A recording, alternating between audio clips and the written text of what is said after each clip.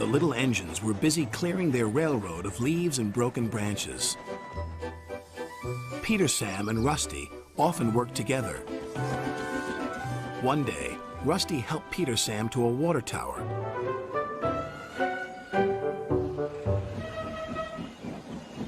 Peter Sam felt much better after his long drink, but the freight cars were bored. Let's break away.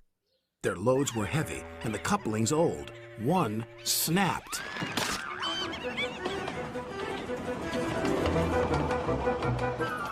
Faster, faster, shouted the freight cars. A sign read slow, steep bends and ravine ahead, but the silly cars never saw it.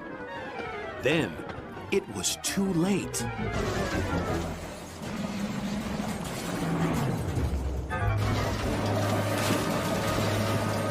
Peter Sam arrived at the scene of the disaster. His driver sighed. This was our fault. We didn't secure them properly. We'll have to get help to pull them out. Sir Topham Hatt will be very annoyed. And he was. You will work in the yards until I can trust you again. Duncan was delighted with Peter Sam's dilemma. Fancy not securing your freight cars on a hill. They'll come back to spook you and your special funnel. Woo! And who's to say you're not afraid of ghosts? Snapped Rusty. Ghosts? Things that go bump in the night? Rubbish! Well, I'll tell you a story that will make your funnel quiver, Rusty said. A long time ago, a little engine was returning home. It was a misty, moonlit night. Suddenly, the engine lost control and plunged over the side into the swamps below.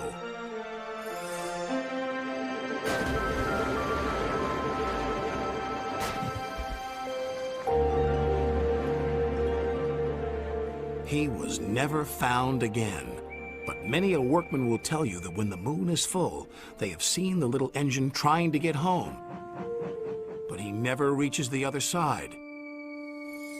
So what do you think of that, Duncan? Rubbish, replied Duncan.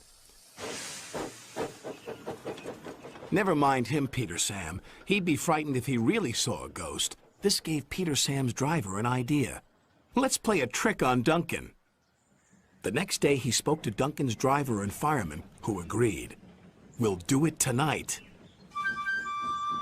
Duncan had to take coal cars to the slate mines and then bring cars back.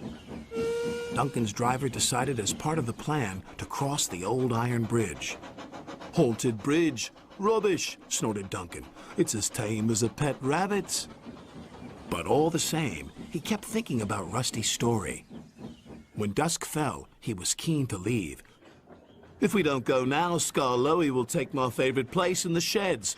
We have to collect our cars first, his driver replied. He could see their plan was working because Duncan was nervous. When night fell, they set off. The mists were rising around the old iron bridge. Duncan whistled, and the sound echoed everywhere.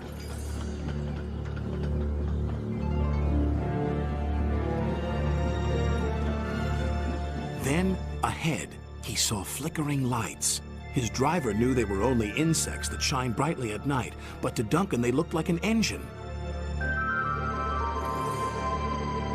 Next, his driver secretly threw a rock from the cab into the ravine below. It's the ghost! Take me back! Take me back, please!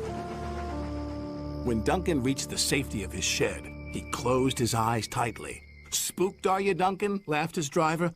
No, I'm asleep. And Duncan refused to open his eyes.